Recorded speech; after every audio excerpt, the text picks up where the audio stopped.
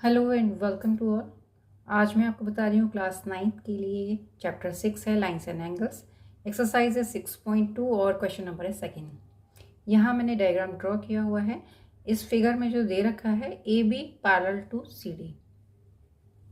ए B जो line है वो पैरेलल है सी डी के, साथ साथ में ई एफ परपेंडिकुलर है ऑन सी डी। ठीक है, and G E D, angle G E D, ये पूरा जो मैंने रेड से शो किया हुआ है इट इज़ 126 डिग्री। तो फाइंड करना है ए जी ई। सेंटर वाले को रीड करते हैं, ए जी ई सेंटर वाले को देखना है। साथ में जो उसके दोनों साइड्स के पॉइंट्स होंगे वर्टिसेस हैं ए एंड ई, ए और ई। तो इस वाले को चेक करना है A G E F, angle G E F, इस वाले जहाँ मैंने 36 लिखा हुआ है। देन आपको फाइंड आउट करना है एंगल एफ जी ई, ये वाला। ठीक है, तो यहाँ दे रखा था ए बी लाइन पैरेलल है सी डी के, साथ साथ में जो ई एफ है एफ ई परपेंडिकुलर है on C D. E F perpendicular on C D के ऊपर 90 डिग्री बनाती हुई लाइन है। तो इस क्वेश्चन में आपको जो जो गिवन है पहले हम लोग वो नोट डाउन करते हैं। यहाँ पर ए बी पैरेलल है सी डी के, साथ में ई एफ परपेंडिकुलर है सी डी के, साथ में एंगल जो जी ई डी ये दे रखा है ना 126, जी ई डी ये 126 दे रखा है कंप्लीट। तो हम इसी को लेके वर्क करेंगे। हम कहेंगे कि जी ई डी, क्योंकि आपको एक क्वेश्चन और भी निकाला था ना, जी ई एफ निकाला था, ये सेकेंड वाला जी ई एफ हमें निकालना है। इट मीन्स हम जी ई डी को 2 पार्ट्स में आराम से डिवाइड कर सकते हैं। 2 पार्ट्स कौन से जाएंगे, इस पूरे एंगल ई को एक तो 90 डिग्री बन रहा है और दूसरा आपको फाइंड आउट करना है, तो इसी का यूज़ करेंगे। हम दिखाएंगे कि एंगल जी ई डी किसके इक्वल होगा, angle G E F plus angle F E D. Points को अच्छे से रीड करा करिए और जो सेंटर में है हम उसकी साइड देखते हैं। जी ई एफ, तो जी ई एफ में ये एंगल्स नहीं बोले जा रहे हैं, ई को सेंटर में रीड करें तो ई को देखना है। ई किस किस के बीच आना चाहिए, जी और एफ के बीच में। ऐसे ही जब हम बोलते हैं एफ ई डी, तो एफ और डी के बीच में ई ये वाला पॉइंट है, तो ये एंगल ये दे रखा है 90 डिग्री ऑलरेडी। तो हम 126 में से ये कंप्लीट यहाँ से यहाँ तक 126 था, 90 को माइनस करेंगे, ये एंगल हमें मिल जाएगा। तो जो जो गिवन था वो लिखा, जैसे मैंने आपको बता दिया पहले कि गिवन है ए बी पैरेलल है सी डी के, ई एफ परपेंडिकुलर है ऑन सी डी, परपेंडिकुलर का सिंबल होता है, ये यूज़ करिए। एंगल जी ई डी आपको 126 डिग्री दिया हुआ है, तो इसको सीधे हमने शो करा कि ये इक्वेशन नंबर 1, इसको अब इक्वेशन बना दिया हमने, 1 से डिनोट कर दिया। इसका रीज़न क्या होता है, जब हमें वैल्यूज पुट करनी होती है ना, तो हमें बार बार नहीं नोट डाउन करना पड़ता कि angle G E D was given this, वो नहीं हम कहेंगे फ्रॉम इक्वेशन 1 डायरेक्टली। इसलिए आपको इक्वेशन नंबर 1 2 3 4 जितना भी जितनी पॉसिबल है, जितना आगे स्टेप्स लेने हैं उसमें आप कर सकते हैं। तो हम दिखाएंगे कि बिकॉज जी ई डी जैसे मैंने बताया था ना 126 दिया हुआ है, तो 2 पार्ट्स में डिवाइड कर सकते हैं। तो G E F plus angle F E D, angle का सिंबल जरूर अप्लाई करें। तो जी ई डी 126 गिवन था, जी ई एफ हमें नहीं पता था, उसको एज इट इज एंगल के साथ शो कर दिया, और F E D is 90 degree. तो यहाँ पर आप इस चीज़ को ज़रूर दिखाएं कि एफ ई डी 90 डिग्री ये गिवन था। मैंने यहाँ पर इसको एक ब्रैकेट में शो कर दिया। हमें फाइंड आउट जी ई एफ करना है, जी ई एफ यहीं छोड़ दिया आपने। इस 90 को 126 के साथ ले जाएंगे, ये प्लस में है तो दूसरी साइड जाके माइनस हो जाएगा, इट विल बी 126 माइनस 90। तो ये आपको कितना मिल रहा है यहाँ से 36 डिग्री। 36 डिग्री हो गया जी ई एफ की वैल्यू, तो एंगल आपको एक मिल गया, जी ई एफ इज 36 डिग्री। अब देखिए आपको एक एंगल और पूछा था ए जी ई,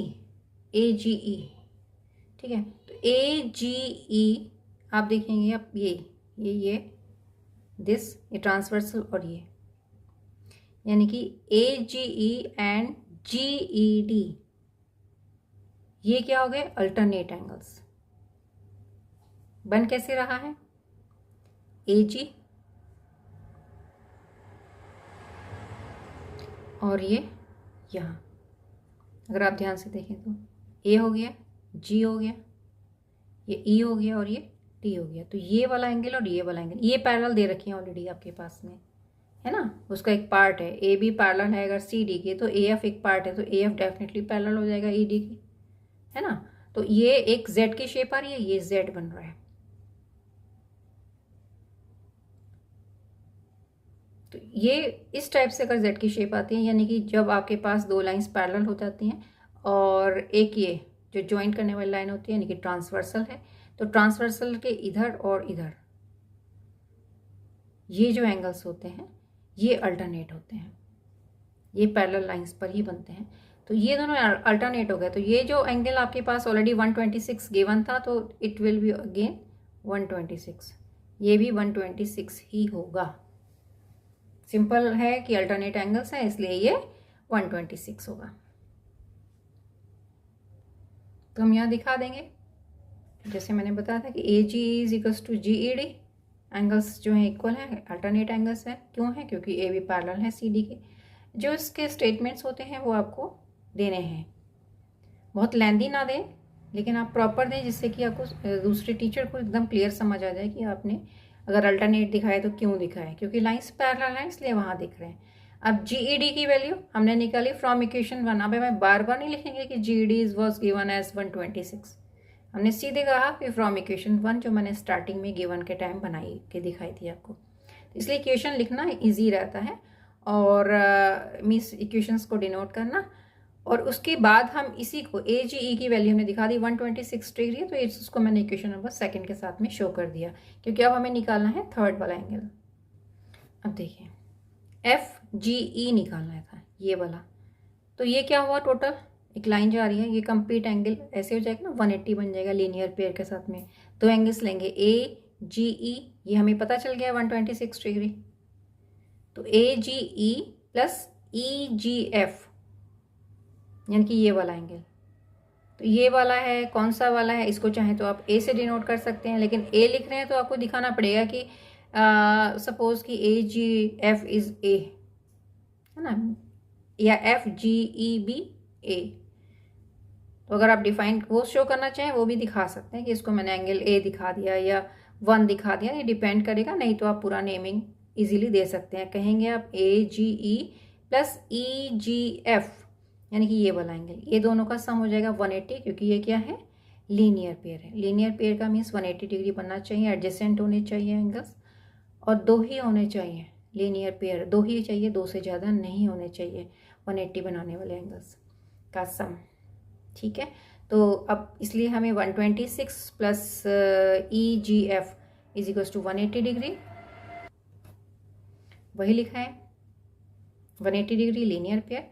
अब ए जी ई 126 डिग्री था जो मैंने अभी लास्ट में बनाई थी, क्वेश्चन नंबर 2 से शो किया था। एफ जी ई वैल्यू हमें निकालनी है, 180 हमें पता है कि सम होता ही है। तो आप ये जब ये इसकी वैल्यू लिखते हैं तो सीधे साथ में ब्रैकेट में डालते जाएं कि फ्रॉम इक्वेशन 1 या 2 जो भी आपने इक्वेशन लिया या गिवन था, गिवन है तो कौन से पार्ट्स में गिवन है, अब कई पार्ट्स आ जाते हैं ना, तो हमने इसको इक्वेशन नंबर 1 से दिखाया था। अब इसकी वैल्यू ए जी ई की 126 मैंने जो दिखाई थी इक्वेशन नंबर 2 से दिखाई थी, तो मैं इसको शो करूँगी फ्रॉम इक्वेशन 2। तो एफ जी ई निकालना है तो 180 के साथ में 126 दूसरी साइड जाएगा, इसको आप माइनस करेंगे, एंगल निकल जाएगा 54 डिग्री। तो देखा आपने कितना ही इजी है ये क्वेश्चन। बस इसमें करना क्या होता है कि जो भी आपके पास वैल्यूज़ गिवन है तो डायग्राम जरूर से ड्रॉ करना है, और उसके बाद में जो भी वैल्यूज़ गिवन है उसको आप लिखते जाइए सिस्टमैटिकली, यानी कि स्टार्टिंग से जो गिवन है वो लिखते जाएं। फिर आप इसमें जो भी रूल्स हैं वो लिखने के साथ में उसको शो जरूर करें ब्रैकेट के अंदर कि ये अल्टरनेट है, या ये लाइंस पैरेलल थी तब अल्टरनेट बने थे, या वर्टिकली अपोजिट है, या को इंटीरियर है। तो जो भी आप अप्लाई कर रहे हैं तो वो आप जरूर से शो करें। तो आई होप ये क्लियर हो गया होगा क्वेश्चन।